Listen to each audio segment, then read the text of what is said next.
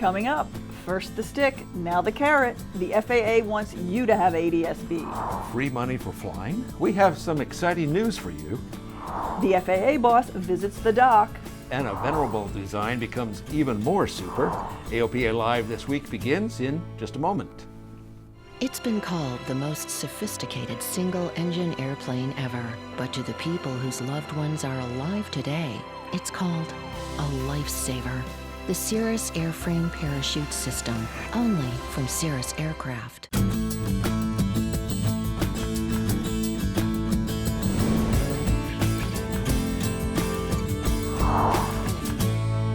The Fed's up the ante for you to equip with ADS-B out. Hello everyone and welcome to AOPA Live this week. I'm Warren Morningstar. Tom Haynes is off this week. And I'm Melissa Rudinger. Thanks for watching. We've been telling you for some time that you'll need to have ADS-B out by 2020 if you want to continue flying in all the airspace that currently requires a Mode C transponder. But only about 10% of the GA fleet has equipped so far. And that really concerns the FAA. They need ADS-B to make the next-gen traffic system work. They've really tried the stick, and now here comes the carrot. At the Wichita Aero Club, the FAA announced a $500 rebate for pilots who equip with ADS-B out. The 2020 mandate is looming, and the majority of GA airplanes are not yet equipped. We estimate that up to 160,000 GA aircraft have to equip in advance of the 2020 deadline. We suspect that a lot of people are saying, well, geez, the cost has come down a lot in the last couple of years. You know, now it's like in the $2,000 range, and they're thinking maybe it's going to drop a little bit more. What we're saying is, look, we'll bet you $500 that it's not going to drop. What you probably should do is equip right now, and that's the incentive we want to provide. The rebate is available to the first 20,000 owners who apply. It will end a year from when it is launched this fall. Bad news if you've already equipped. The rebate only applies to installations started later this year when the program begins. The rebate is for one plane, one owner, and it only applies to single-engine piston airplanes. Now, for those that have equipped, the early adopters, we certainly thank them for their being early adopters and for equipping, and I think they would say they've gotten a lot of benefit as a result of having been equipped. And so we want to encourage them to encourage all of their friends who haven't equipped, hey, take advantage of this rebate, do it now. AOPA worked with the FAA to help make the rebate happen. We've actually been working with the administrator directly on this for over a year and a half. And the idea that we've actually got something that I think is actually digestible and comes back to the consumer as a $500 credit for making the decision now, I think it's really good. So I'm hopeful that people are going to get off the dime and get going. To find out more about the rebate program, go to www.faa.gov/go/rebate. And Melissa, we've been hearing a lot of feedback from the members already about this. So number one, why isn't it retroactive? Some folks have already installed and they're a little bit upset. Yes, they are, and I don't blame them. In fact, we've got folks here that work at AOPA that have already installed. And unfortunately, the government's goal with this program is to increase the number of units out there. And so about 18,000 folks have equipped, and there's enough money in the pot right now to equip 20,000 airplanes. So the government would not have approved the program if 18,000 of the slots were taken up by folks that were early adopters, and we absolutely agree with that sentiment. It's unfortunate. We've been advocating for this type of incentive for a long time, and unfortunately, the timing was what it is. So it really isn't to make you whole for installing ADS-B, it's just a little extra push to install it. Yes, and we hope that the program is successful because we believe we can go back to the well if it is. And if the FAA's goal is to get a tipping point, the more folks equipped, the better the system is, and we reap the safety benefits that ADS-B brings. Okay, the other thing we've been hearing is why announce it now if it's not even going to be implemented until the fall? Seems silly, doesn't it? Yeah. I think so. FAA actually had hoped not to have to do that, but unfortunately, under the regulatory requirements, there is a notice and comment requirement by regulatory law. And so we couldn't get around that, and that's a requirement that cuts both ways. We like the FAA to have to tell us when they're going to do something so that we have the opportunity to comment. But again, it can cut both ways, and in this case, unfortunately, it does create a lag. But we're hoping that we can create enough incentive that folks are prepared and ready to equip when it goes live this fall. Well, bottom line, it may not be ideal, but it sure is nice to have the carrot as well as the stick. Absolutely. Okay. And Mike Collins is AOPA Pilot Magazine technical editor, and he's been digging deep into what's available nowadays in ADS-B equipment. So Mike, how much could an owner expect to spend for an ADS-B install? The good news, Warren, is that prices have come down quite a bit from when the first ADS-B hardware came out 4 or 5 years ago. There are now UAT solutions from FreeFlight and NavWorks with a hardware cost of just under $2,000. Actually, the NavWorks unit includes ADS-B in with a Wi-Fi module, so you can get ADS-B in on an iPad, for example. L3 and others are slightly higher price points. Now, a UAT on top of that hardware cost, you're going to have installation labor in a certified airplane of approximately up to approximately 20 hours. Another option would be going with a 1090 extended squitter transponder for your ADS-B out. The low price entrant there will be Apereo's Stratus ESG, which should hit the market anytime soon. I understand it's in the final certification stages. It's $29.95, but early indications are that installation time for that may only be about 8 hours. Okay, now you mentioned two technologies, so is there any advantage of one over the other? Not really. One of the key things to consider with ADS-B equipage is where and how you fly. If you're going to fly above 18,000 feet or internationally, you really want to go with the 1090 extended squitter transponder. If you are flying domestically and below 18,000, then you can choose whichever solution is best for you. Okay. Now, what if I have a portable equipment, like say a Stratus and an iPad? Does that meet the mandate? It does not. The ADS-B out equipment has to be installed in the aircraft. Now, the good news is if you have a Stratus and an iPad or some other portable solution, you can equip with ADS-B out and continue to use that as your ADS-B in solution. The benefit there is it'll give you a complete traffic picture. Without ADS-B out, you're not getting the full traffic picture. Okay. But with a portable plus the ADS-B out, it could be more cost effective than getting the whole package as a certificated Exactly. install. It very likely could be, especially if you've already invested in a portable solution for ADS-B in. Great. Well, thanks, Mike. You're welcome. And Mike has put together a comprehensive mini website with everything you need to know about ADS-B and available equipment options. You can find it under the Go Fly tab on AOPA.org. ADS-B could benefit drone users too. FreeFlight Systems just received FAA approval to test its ADS-B products on drones. The company will test Sense and Avoid and other technologies to allow drones to safely share the airspace. Well, would you like someone to share the expenses of your aviation goals? AOPA just announced more than $150,000 in scholarships, including a scholarship for high school students. We're very excited about this to give more students access to aviation and try to get them engaged in careers in aerospace and aviation. The deadline for the scholarship is September 30, 2016, and we really would welcome students to apply from all across the country.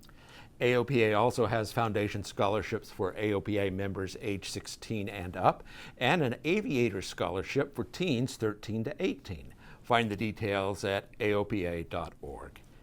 And if you're currently working on your private or instrument, changes to your written and check ride are coming soon. The new Airman Certification Standards take effect June 15th. AOPA played a major role reworking the standards to make them more relevant to the way pilots fly today. More information about the new standards is available on the FAA website. And the results are in. Voting for the AOPA photo contest just ended. The winner for the people category is Scott Olson for his shot called Prairie Crosswind.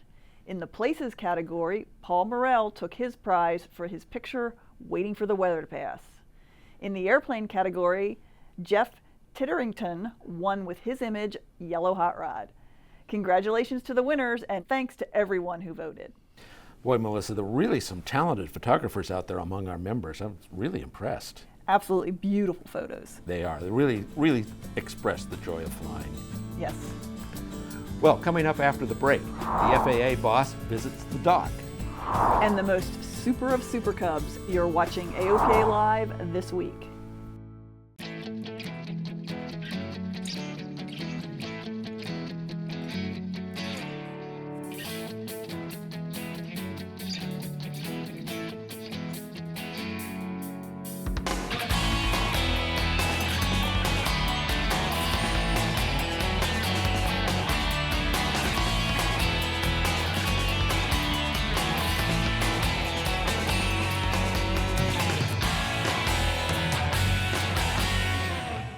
Welcome back. You're watching AOPA Live this week. Well, there was a lot of excitement in Japan at the Red Bull Air Race in Chiba. Yoshi Moroyo took the first win of his Red Bull career in front of his hometown fans. Martin Soka of the Czech Republic came in a close second, and American Kirby Chambliss in third. Chambliss is now in second place overall. Meanwhile, in the Challenger Cup, Kevin Coleman placed second once again. We profiled Kevin in one of our earlier shows. The next Red Bull race is July 16th and 17th in Budapest, Hungary. The Cirrus Vision Jet is moving closer to certification. This week, Williams International said that the FAA has granted type approval for the new FJ33-5A engine that will power the single-engine jet. Cirrus says it expects to certify the aircraft this summer. And while he was in Wichita, FAA Administrator Micah Huerta stopped in to see the AOPA Sweepstakes 172. The sweepstakes plane just received its engine and overhauled flight controls. The sweepstakes plane will make its debut at AirVenture in July. Administrator Huerta also visited a much larger restoration, Doc, the B-29 Super Fortress. Doc will be the second airworthy B-29 once he starts flying. The administrator had a chance to go inside the airplane and hear about the progress. The FAA has given Doc the go-ahead to fly, and mechanically Doc is ready. Right now the holdup is permission to use the runway at Doc's McConnell Air Force Base home. Now Doc needs Pentagon approval to take off and land, approval that's still held up in the bureaucracy. We'll let you know when Doc is unbound. Now here's a good side of federal bureaucracy. The FAA wants to know how much you flew last year, and this really is a legitimate request. Aircraft owners received a postcard in the mail asking about how their airplane was used in 2015. The survey is really the only source of information on the GA fleet, number of hours flown, and how people use their airplanes, and it helps determine a lot of things, like which GA airports get improvement funds. So, please fill out the postcard if you got one. Reversed thrust for your Cessna? Flight Resource, a distributor of MT propellers, received a supplemental type certificate to put the reverse thrust option on many single-engine Cessna piston aircraft. Reverse thrust is especially useful for seaplanes, as shown in this video of a reversing prop on a Husky. The reversing option adds about $10,000 to the cost of an MT prop kit. And finally this week, an airplane that's just full of surprises, including the startling fact of its existence. Cub Crafters just announced the X-Cub, a new FAA-certified airplane that has been under development in secret for 6 years. AOPA's Dave Hirschman got a chance to fly the new plane. Forget whatever you know about Super Cubs. The X-Cub, a new FAA-certified design by Cub Crafters, absolutely destroys the stereotypes.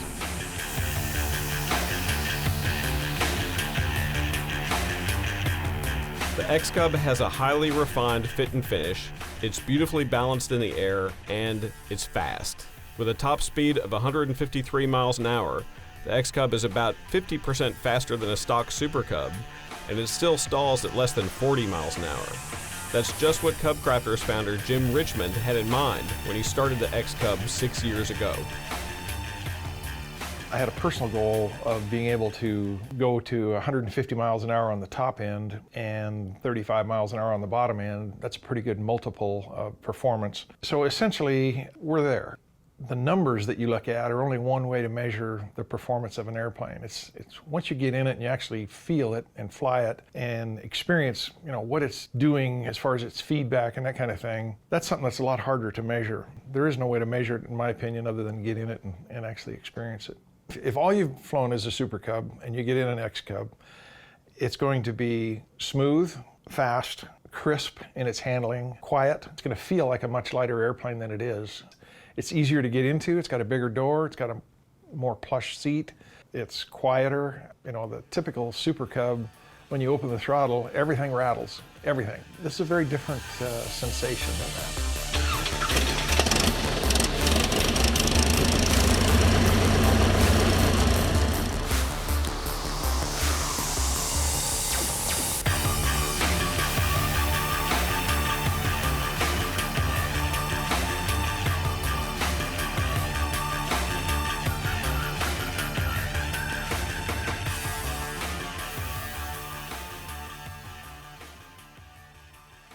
We have an airplane in the X-Cub that can cross that divide, and it can do a reasonable job at cross country, as well as do a very admirable job in the backcountry.